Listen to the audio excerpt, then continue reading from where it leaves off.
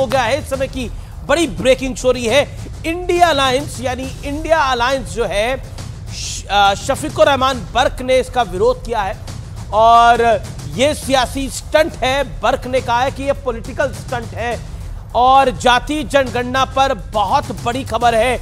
India alliance का घटक दल है समाजवादी पार्टी के वरिष्ठ नेता है, मेंबर ऑफ पार्लियामेंट है शफीकुर रहमान बर्क। इंडिया अलायंस पर बहुत बड़ी खबर है ये, और मैं आपको एक आंकड़ा दिखाना चाहता हूं। अब यह आंकड़ा बहुत इंपॉर्टेंट है। बिहार में घटा है जीएसटी कलेक्शन और नीतीश बाबू व्यस्त है सर्वे के अंदर। इसका मतलब यह है कि नौकरियों की दिक्कत है वहां पर तो आइडियल सरकार है इस समय। अगर हम देखें, लालू प्रसाद यादव और नीतीश बाबू की सरकार है, तेजस्वी यादव उप मुख्यमंत्री है, कुल मिलाकर एक ऐसी सरकार है। इंडिया अलायंस की सरकार है वो, तो एक तरह से इंडिया अलायंस का जो रोड मैप है वो बिहार से ही निकल के आया, तो मॉडल स्टेट भी हम कह सकते हैं। लेकिन सितंबर महीने में कम हुआ है जीएसटी का कलेक्शन, यानी डी ग्रोथ हुई है। पिछले साल सितंबर के मुकाबले घटा है जीएसटी कलेक्शन, यानी डी ग्रोथ हुई है। और इस मॉडल स्टेट के अंदर, जो कि आने वाली सरकार 2024 में अगर इंडिया अलायंस की बनती है, तो बिहार के तरीके से ही वो सरकार चलेगी। रोहित अग्रवाल मेरे साथ हैं। रोहित बाबू, आप ही का रुख कर लेता हूं और आपसे जानने और समझने की कोशिश करता हूं। पप्पू जी, आपके पास मैं आऊंगा। इंडिया अलायंस की सरकार जैसे बिहार की सरकार चल रही है वैसे ही चलेगी, क्योंकि मॉडल है उसके अंदर, तो आपके पास छोटे दल भी हैं, नेशनल पार्टी भी है, सब है। अमीश देवगन जी, देखिए, एक बात तो बिल्कुल साफ है कि पिछले 15 साल से भारतीय जनता पार्टी की सरकार थी बिहार के अंदर, और भारतीय जनता पार्टी की सरकार ने वहां पे सिर्फ सड़कों पे गड्ढे पैदा करने का काम किया है। सिर्फ और सिर्फ भ्रष्टाचार में लिप्त रही है वो सरकार, और उसने अगर विकास किया होता तो आज ये स्थिति ना आती। और एक महीने के जीएसटी कलेक्शन के डिक्लाइन से आप अगर पूरे के पूरे बिहार मॉडल को फेल करना चाहते हैं तो मुझे लगता है 13 करोड़ जनता का ही अपमान होगा। दूसरी बात यह है कि मैं आपके टॉपिक पे आ जाता हूं। अभी अजय आलोक कह रहे थे कि साहब खाली जातियों का ही तो गिनती की है। अरे आप मुझे बताइए, आर्थिक और शैक्षिक योग्यता की अगर गिनती हम कर लेंगे तो उससे क्या जातियों की गिनती बदल जाएगी? और जातियों की गिनती अगर नहीं बदलेगी तो जातियों की गिनती तो बिल्कुल साफ स्थिति दिखा रही है ना कि अभी तक 15% जिसकी आबादी है, तो मॉडल क्या होगा? रोहित अग्रवाल, अभी यहाँ पे आपने बात को रखा। मॉडल आपका बिहार मॉडल, आप कह रहे हैं कि आप एक महीने से बिहार मॉडल को नहीं आप आंक सकते, तो मैं 10 साल से आंक लेता हूं। बताइए, पिछले बीते 10 साल का आकलन क्या है आपका बिहार के बारे में? मैं जानना चाहता हूं। 10 साल में तो 9 साल भारतीय जनता पार्टी की सरकार थी। हाँ, 10 साल में तो पिछले 10 सालों में 9 साल तो भारतीय जनता पार्टी की सरकार थी। तो भारतीय जनता पार्टी ने तो देश का भी बेड़ा गर्क किया है केंद्र के अंदर, और प्रदेशों के अंदर भी जहां जहां इनकी सरकार है वहां पे बेड़ा गर्क किया है। सुब्राष्ट्र कुछ कहना चाह रही है, क्या कर रहे थे? सुब्राष्ट्र वो कह रहे हैं कि बिहार का मॉडल आप एक बारी से नहीं जान सकते।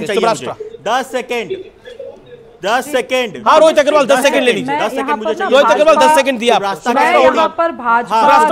शुभरास्ता ने अभी कहा, हाँ, शुभरास्ता ने अभी कहा कि जिसकी जितनी आबादी है उसको डिबेट में उतना समय मिलना चाहिए। तो मैडम, मेरी आबादी को 50% आरक्षण आज की डेट में मिल रहा है, तो मुझे 50% डिबेट के अंदर आरक्षण चाहिए और डिबेट के अंदर समय चाहिए, क्योंकि मेरी जाति को आज की डेट में, मैं सवर्ण जाति से आता हूं, वैश्य समाज से आता हूं, और मुझे 50% आरक्षण मिल रहा है, तो मुझे आज की व्यवस्था के हिसाब से 50% समय चाहिए डिबेट का। क्या आप इस पे तैयार हैं? और महिला आरक्षण पे अगर आपको 33% समय चाहिए मैडम, तो वो तो 2029 में देगी सरकार भारतीय जनता पार्टी की। तो 2029 में आप 33% समय लीजिएगा।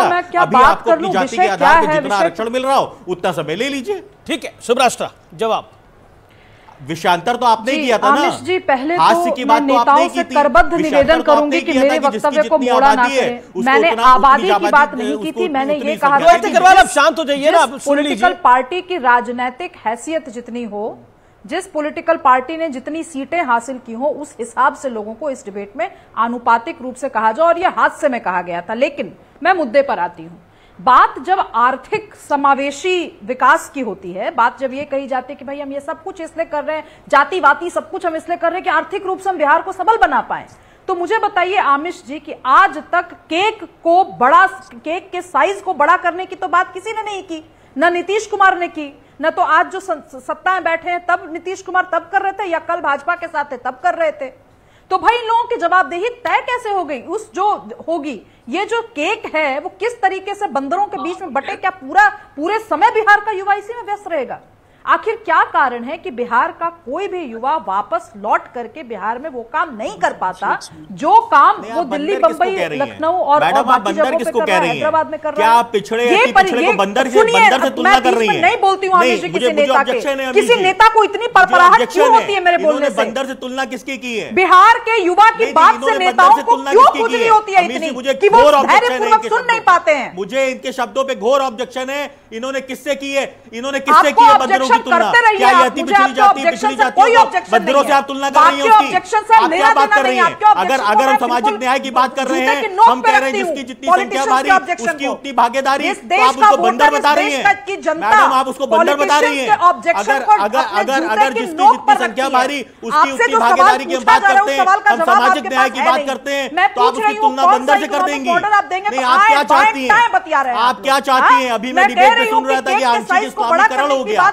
अरे 17.5% जिसकी आबादी है। अच्छा, एक सेकंड बंदर, एक सेकंड मैं क्लैरिफिकेशन लेता हूं। उन्होंने मेरे हिसाब से उन्होंने किसी पिछड़े को बंदर नहीं कहा। ये रोहित अग्रवाल जो आपका ऑब्जेक्शन है, अगर उन्होंने बोला होता तो मैं भी उसको उन्होंने ऐसा नहीं कहा।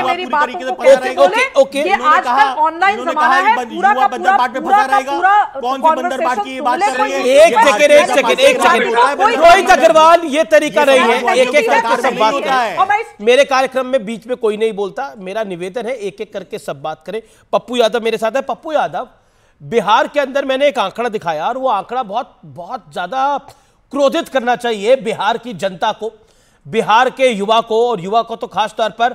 जीएसटी की डीग्रोथ हो रही है, डेवलपमेंट इंडेक्स के अंदर बिहार नीचे जा रहा है, और कहानी हम बता रहे हैं कि देखिए अब जात में बढ़ जाएगा तो हम चुनाव जीत जाएंगे, तो ये हो जाएगा, हम आर्थिक रूप से उनकी मदद करना चाहते हैं। बीते कई दशकों से नीतीश बाबू की सरकार है, और जब आप कहते हैं ये मॉडल स्टेट, ये जब इंडिया अलायंस का मॉडल स्टेट अगर बिहार है तो बिहार के हालात क्या है? इंडिया अलायंस का मॉडल स्टेट अगर बिहार है तो बिहार के हालात क्या है? पूरे देश के अंदर आप बीजेपी का मॉडल स्टेट गुजरात है, गुजरात रहा, अब तो देश है पूरा उनका, लेकिन बिहार में क्या हालात है आज की डेट के अंदर? पप्पू यादव, पहले मैं बता दूं कि जीएसटी जो भारत सरकार की भी हिस्सेदारी है, आप ये पता कर लीजिए कि हमारी जीएसटी कब से रुकी। एक, दूसरी, हमारे भारत सरकार और संघीय व्यवस्था में जो स्टेट और भारत सरकार की डेवलपमेंट में हिस्सेदारी है, उसमें लगभग पैसा 60-70-80% पैसा भारत सरकार ने बिहार का रोक दिया है। बिहार सरकार अपने ही, जबकि शराबबंदी हुई, बहुत सारे चीजें ऐसी भी जिससे हमारी इकोनॉमी का ह्रास हुआ, हमारे होटल पर असर पड़ा, हमारे व्यापार पर असर पड़ा, उसके बावजूद भी बिहार सरकार अपने आत्मनिर्भर होकर के लगातार जो डेवलपमेंट कर रही है, आप इसको इस रूप में ना ले भाई। एक मुझे बात बताइए, आप कह रहे हैं डेवलपमेंट कर रही है, मैं ये चलिए डेवलपमेंट इंडेक्स की बात कर लेते हैं। बिहार के अंदर आप कह रहे हैं लगातार डी ग्रोथ हो रही है इस चीजों की, आपको लगता नहीं है ये मैसेज है? ये मैसेज है, और ये मैसेज बहुत बड़ा है। आप मुझे बताइए, मैं कहता हूं किसी स्टेट की डेवलपमेंट कैसे निर्भर करती है, वहां पर कितना बिजनेस क्रिएट होता है, और इंपॉर्टेंट है, एक शुभराष्ट्र ने